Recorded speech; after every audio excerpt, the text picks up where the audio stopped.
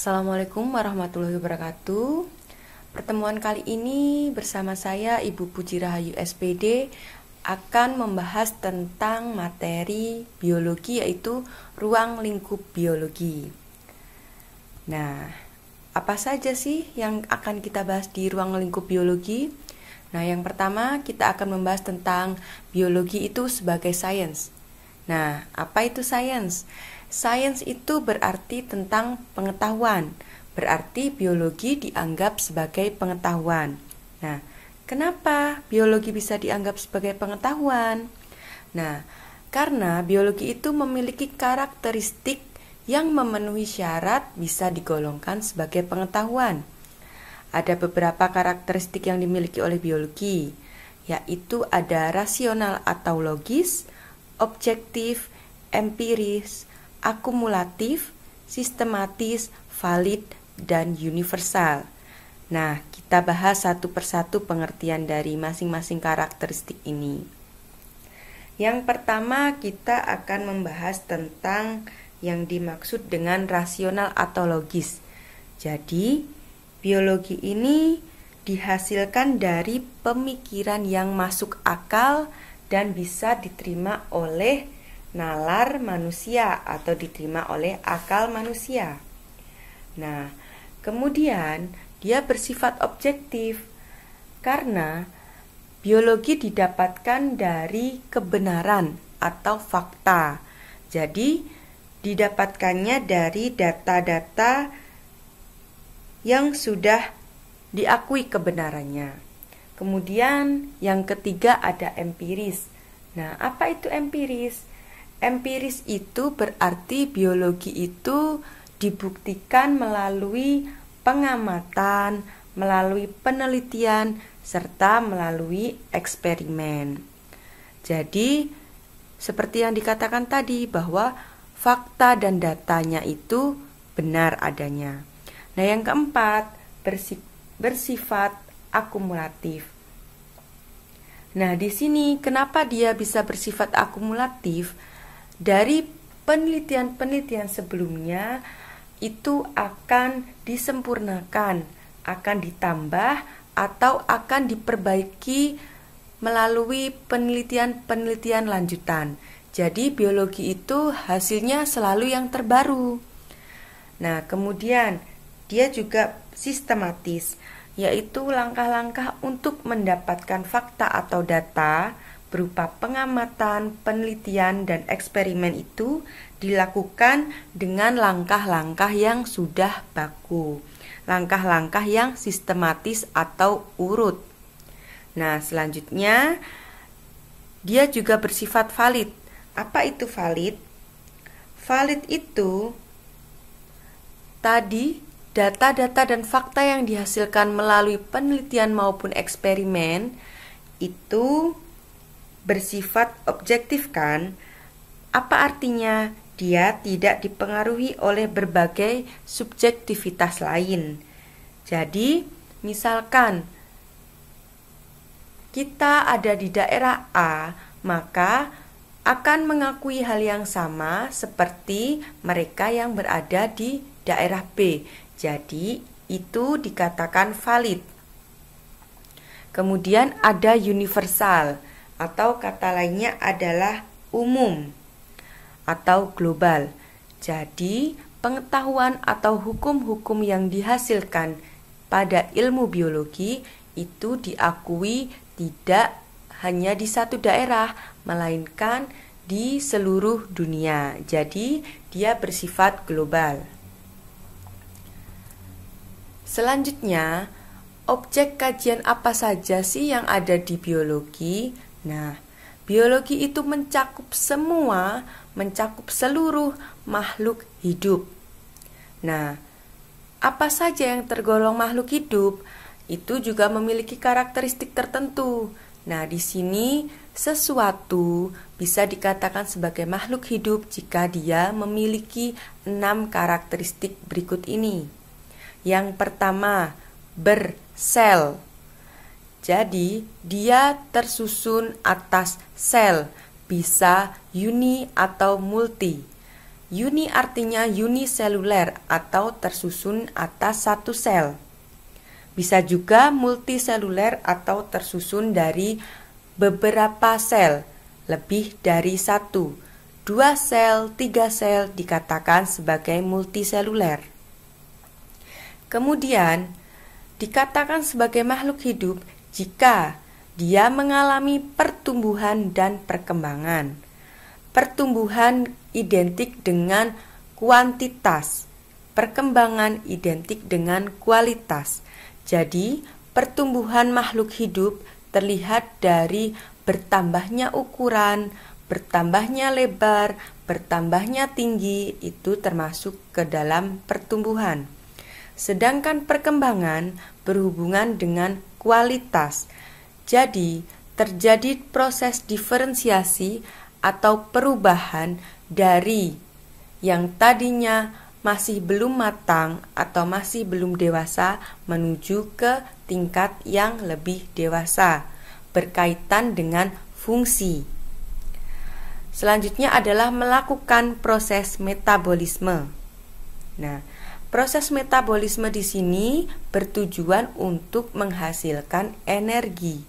Nah, energi sendiri diperlukan oleh makhluk hidup untuk kelangsungan hidupnya, untuk mempertahankan kehidupan. Selanjutnya adalah melakukan reproduksi. Reproduksi atau berkembang biak. Jadi di sini tujuan utamanya adalah untuk mempertahankan keturunannya. Jadi makhluk hidup melakukan reproduksi agar tidak punah. Jadi tetap memiliki keturunan dari generasi satu ke generasi berikutnya. Selanjutnya adalah respon terhadap rangsang. Jadi makhluk hidup itu akan memberikan respon atau umpan balik terhadap rangsangan dari luar. Jadi kalau misalkan kita manusia kulitnya terkena panas, maka otomatis kita akan melakukan respon tertentu. Misalkan saja dengan kita mengucapkan kata aduh atau dengan menyentuh kulit yang terkena panas tersebut. Kemudian kita juga melakukan adaptasi terhadap lingkungan. Jadi makhluk hidup ketika bisa beradaptasi dengan lingkungan, maka dia akan bisa mempertahankan kehidupannya. Jadi, apa contohnya adaptasi terhadap lingkungan? Misalkan burung. Burung itu bentuk paruhnya berbeda-beda.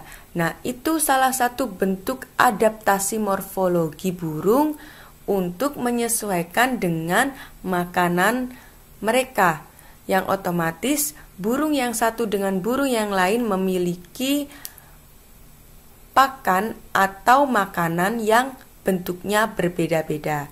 Jadi misalkan burung yang memakan ikan dengan burung yang memakan biji-bijian itu akan memiliki paruh yang berbeda-beda. Nah, selanjutnya kita akan membahas tentang tingkat organisasi kehidupan. Nah, di sini kita mulai menghafalkan tingkat organisasi kehidupan mulai dari yang terendah yaitu molekul sampai ke tingkat organisasi kehidupan yang tertinggi yaitu bioma. Di sini ada molekul, kita ingat-ingat. Selanjutnya sel, kemudian jaringan, organ, sistem organ, organisme atau individu, populasi, komunitas, ekosistem, dan bioma.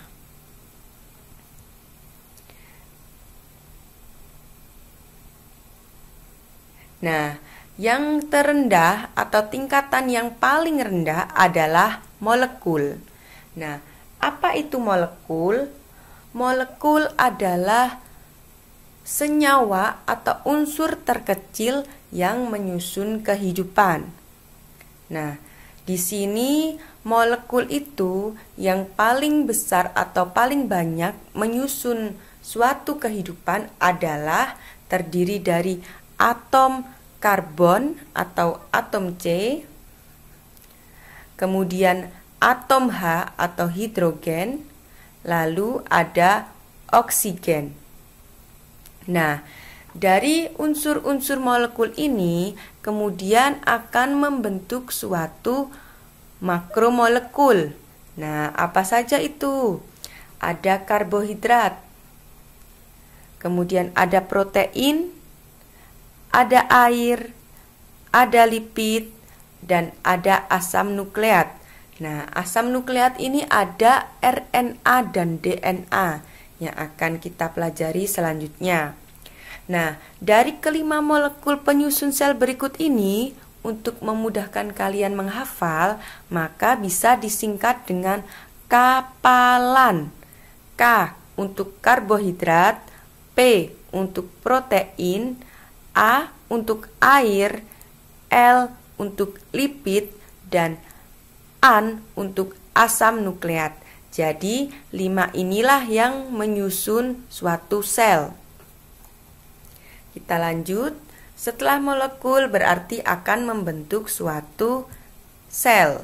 Nah, sel merupakan kumpulan molekul-molekul yang akan membentuk suatu organel sel. Jadi molekul itu tidak kemudian membentuk sel, tapi molekul itu menyusun terlebih dahulu organel sel. Nah, di sini organel sel itu apa saja? Nah, ini terlihat misalkan di sel bakteri, organel selnya ada ribosom, ada nukleoid, ada plasmid. Nah, ada membran sel. Nah, ini adalah organel sel pada sel bakteri. Kemudian ada di sel tumbuhan, misalkan ada mitokondria, ada vakuola, ada mikrotubul, dan organel sel juga yang ada pada sel hewan. Nah, setelah molekul organik tadi membentuk suatu organel sel, maka sekumpulan organel sel ini akan membentuk satu sel. Nah, ada sel bakteri, sel tumbuhan, dan sel hewan. Ini sebagai contoh selnya. Selanjutnya, tingkatan selanjutnya adalah ada jaringan. Nah, jaringan ini adalah sekumpulan sel. Jadi sel-sel yang terbentuk tadi akan membentuk, beberapa sel tadi akan membentuk suatu sekumpulan yang namanya jaringan. Jadi dia ada syaratnya untuk membentuk suatu jaringan ini, yaitu memiliki bentuk dan fungsi yang sama. Jadi, sekumpulan sel dengan bentuk dan fungsi yang sama akan membentuk suatu jaringan. Nah, di dalam tubuh kita, di dalam tubuh manusia, ada berbagai macam jaringan. Nah, di sini ditunjukkan. Ini ada tubuh manusia, kemudian yang tersusun atas jaringan ikat, jaringan otot, jaringan epitel, jaringan darah, jaringan tulang, jaringan syaraf, jaringan adipos, dan jaringan tulang rawan. Ini adalah contoh jaringan yang ada pada tubuh manusia. Nah, tubuh manusia dengan hewan juga hampir sama jaringan, susunan jaringannya. Nah, selanjutnya yang berbeda adalah susunan jaringan yang ada pada tumbuhan. Nah, kalau misalkan kita ambil di sini bagiannya ada di bagian batang, maka jaringan yang akan tampak, jaringan yang akan terlihat ini ada xilem, ada jaringan floem. Nah, kedua ini merupakan jaringan vaskuler atau jaringan pengangkut. Kemudian juga ada jaringan dasar. Nah, di sini terlihat kan bahwa jaringan dasar tersusun atas sel yang memiliki bentuk yang sama dan akan menjalankan fungsi yang sama. Nah, begitu juga dengan jaringan dermal atau jaringan epidermis. Nah, ini kan tersusun atas sel-sel epidermis yang memiliki bentuk yang sama. Nah, bentuk ini berbeda dengan bentuk sel yang menyusun jaringan dasar.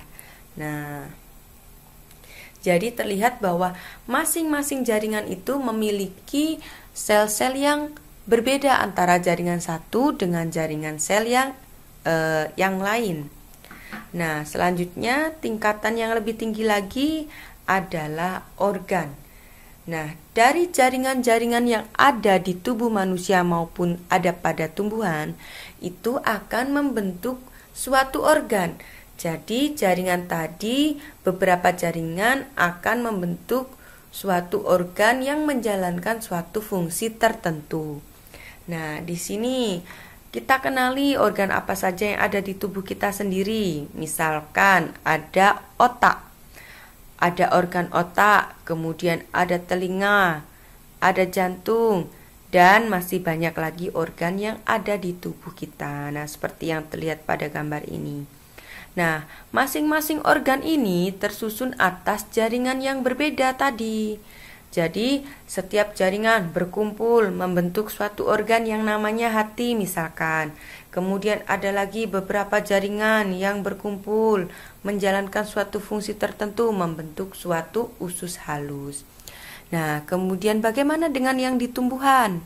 Nah, jika di tumbuhan kita organnya ada beberapa, yaitu ada organ daun, organ bunga, organ buah, batang, dan organ akar. Nah, selanjutnya di tubuh manusia terdapat beberapa organ. Begitupun juga dengan di tumbuhan terdapat beberapa organ. Nah, di tingkatan selanjutnya, organ-organ tersebut akan menjalankan fungsi tertentu. Nah, organ-organ yang ada di tubuh manusia misalkan akan membentuk suatu sistem organ, yaitu tersusun atas beberapa organ untuk menjalankan suatu fungsi tertentu. Misalkan yang mudah kita pahami dari sekian sistem organ yang ada di tubuh manusia. Misalkan kita membicarakan tentang sistem respirasi. Sistem respirasi atau sistem pernafasan.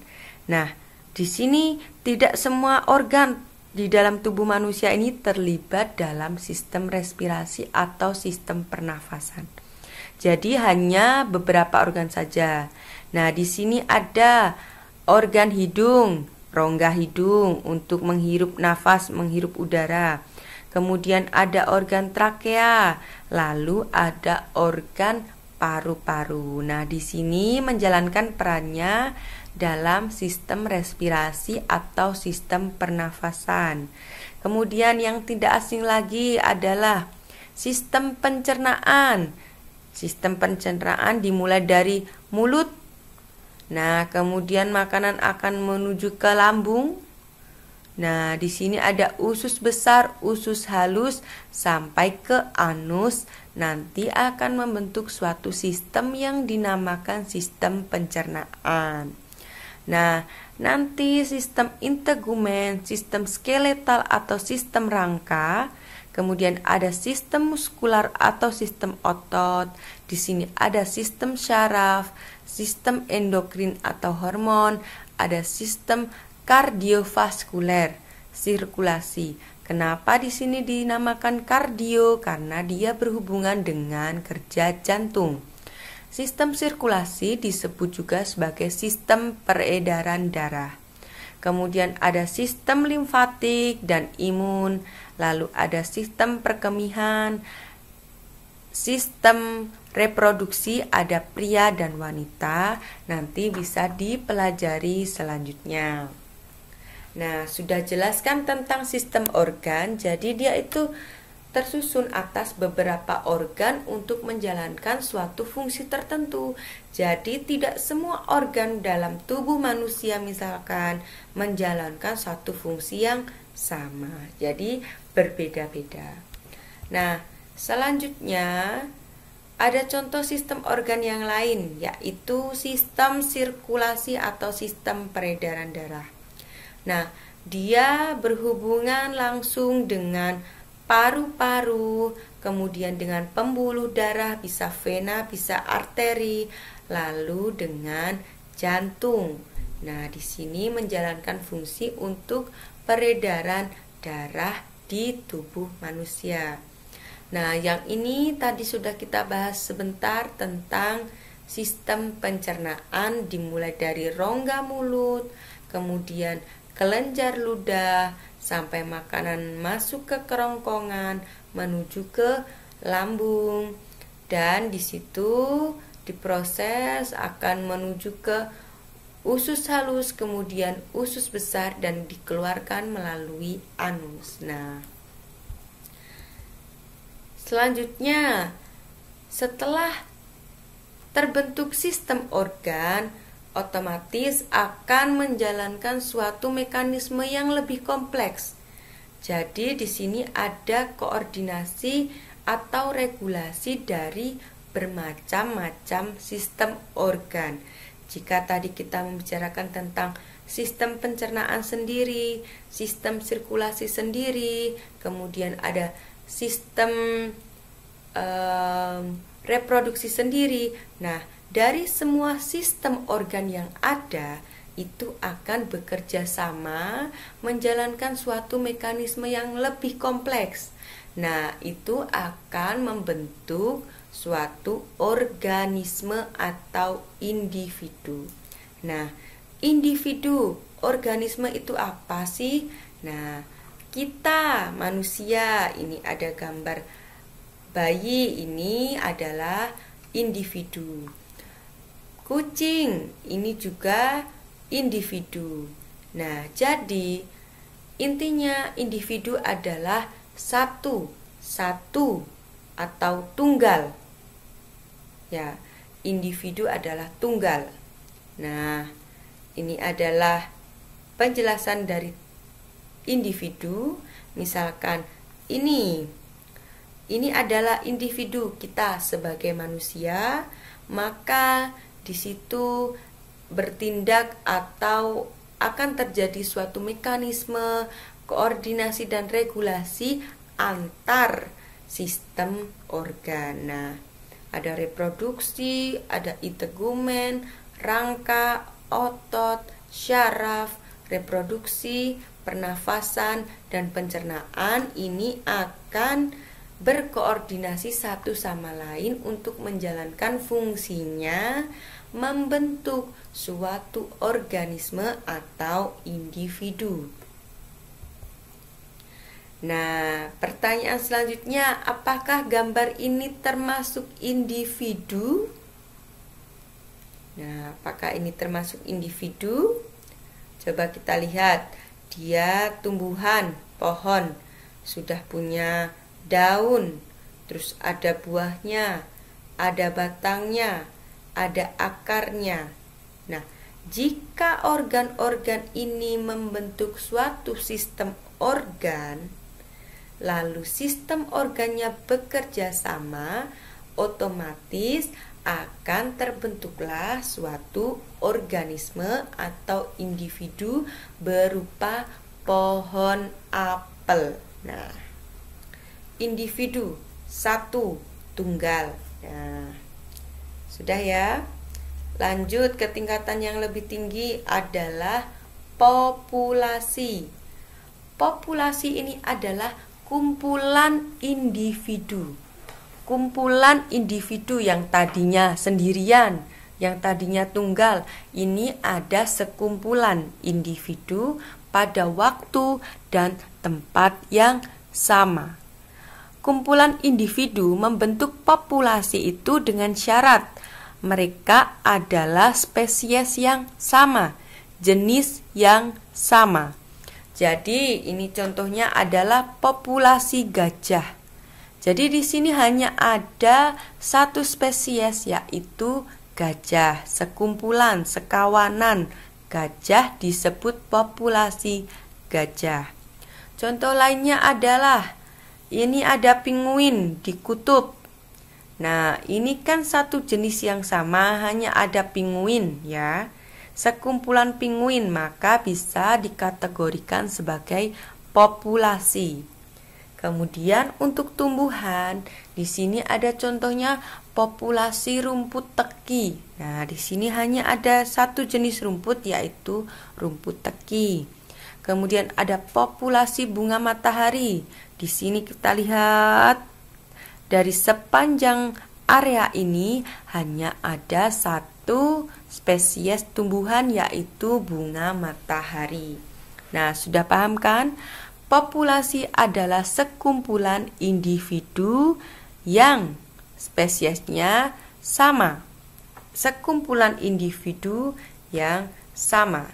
Jadi, kalau individu tadi diartikan sebagai tunggal atau satu, jadi jika ada dua manusia, dua, itu bisa dikategorikan sebagai populasi atau tidak? Nah, kita pikirkan bisa dikategorikan sebagai populasi atau tidak? Jawabannya adalah ya, termasuk populasi karena dia lebih dari satu individu. Selanjutnya adalah komunitas, yaitu tingkatan yang lebih tinggi dari populasi. Jadi, komunitas artinya kumpulan populasi pada waktu dan tempat yang sama. Kumpulan populasi pada waktu dan tempat yang sama. Nah, di sini apa saja sih populasi yang ada di gambar ini? 1. Ada populasi zebra. Ada sekumpulan zebra. Kemudian ada populasi gajah. Populasi gajah, sekumpulan gajah yang ada di satu area yang sama dengan populasi zebra. Selanjutnya, selain gajah dan zebra, ada populasi pohon. Nah, ini pohon dengan jenis yang sama. Nah, sekumpulan pohon. Ada populasi rumput di sini.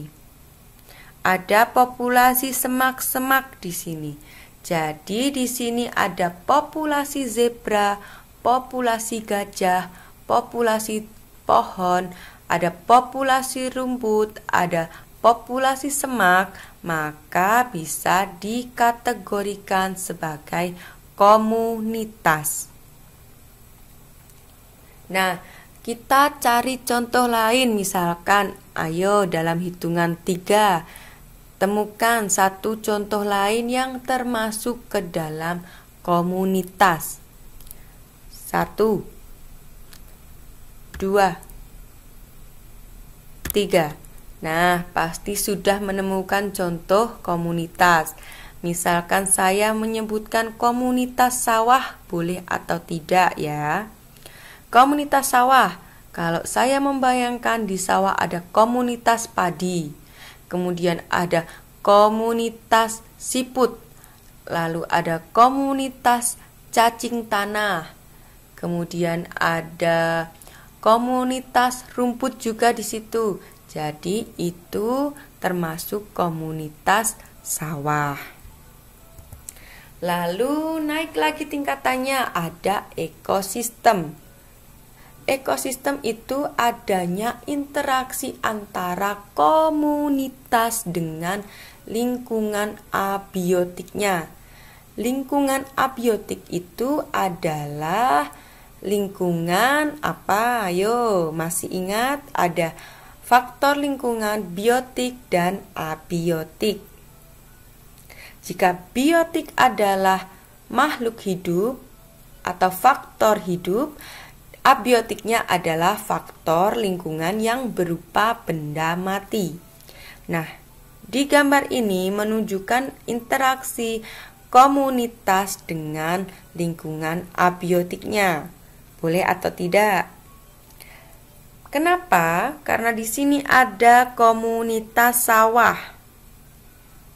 Lalu ada faktor abiotiknya berupa matahari.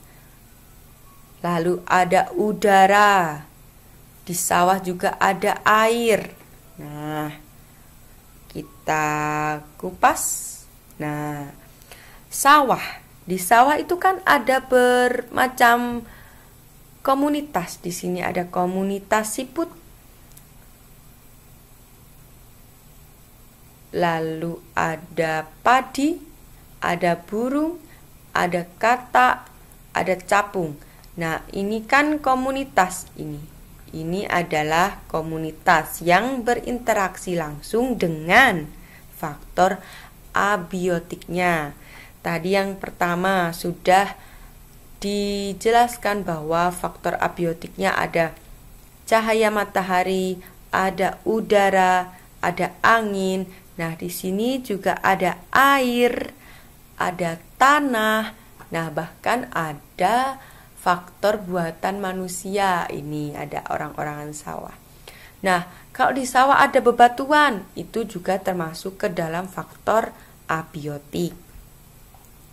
Nah, kedua faktor biotik dan abiotik tadi ketika menjalankan suatu interaksi maka akan terbentuk suatu ekosistem. Nah, kemudian ini adalah tingkatan yang paling tinggi, yaitu ada bioma. Jadi ada ekosistem 1, 2, 3 berkumpul jadi satu, itu namanya ada bioma. Nah, di sini ada beberapa contoh bioma. Ada bioma gurun, ada bioma padang rumput, ada taiga, ada hutan hujan tropis, ada hutan gugur, kemudian ada tundra. Nah, ini adalah beberapa contoh bioma. Nah, kita sudah belajar tentang tingkatan organisasi kehidupan mulai dari yang terendah yaitu molekul sampai yang paling tinggi adalah bioma. Nah, sekarang kita tes ingatan kita tes pemahaman kita. Ayo kita bersama-sama menghafal urutan tingkatan organisasi kehidupan mulai dari yang paling kecil. Apa yang paling kecil? Adalah molekul. Kemudian setelah molekul, sekumpulan molekul tadi akan membentuk apa? Akan membentuk suatu sel. Lalu beberapa sel akan berkumpul menjalankan suatu fungsi yang sama dengan bentuk yang sama, akan terbentuk suatu jaringan. Jaringan 1, jaringan 2, jaringan 3 akan bersama-sama lagi membentuk suatu organ. Kemudian beberapa organ akan menjalankan fungsi yang sama, disebut sebagai sistem organ. Lalu sistem organ yang satu dengan sistem organ yang lain akan saling berkoordinasi, menjalankan suatu fungsi, sehingga akan terbentuk suatu individu atau organisme. Nah, sekumpulan individu dengan spesies yang sama, di waktu yang sama, di tempat yang sama, akan membentuk populasi. Kemudian lagi yang lebih tinggi urutannya dari populasi, beberapa populasi di area yang sama, di waktu yang sama, akan terbentuk suatu komunitas. Dari komunitas ini membentuk lagi suatu sekumpulan. Yang lebih tinggi tingkatan organisasinya akan membentuk ekosistem. Nah, yang paling tinggi lagi setelah ekosistem, dan ini adalah merupakan yang paling tinggi tingkatan organisme kehidupan, adalah bioma. Nah, cukup untuk materi hari ini mengenai ruang lingkup biologi. Bagian 1 kita membahas tentang tingkatan organisasi kehidupan dan objek biologi serta biologi sebagai sains. Nah, materi ini kalian pelajari dengan baik. Untuk selanjutnya, untuk pertemuan berikutnya, kita akan membahas masih di materi yang sama, masih di bab yang sama, yaitu ruang lingkup biologi dengan sub materi yang berbeda, yaitu metode ilmiah. Jadi kita akan melakukan pertemuan selanjutnya langsung membahas tentang metode ilmiah. Oke, terima kasih. Saya akhiri. Wassalamualaikum warahmatullahi wabarakatuh.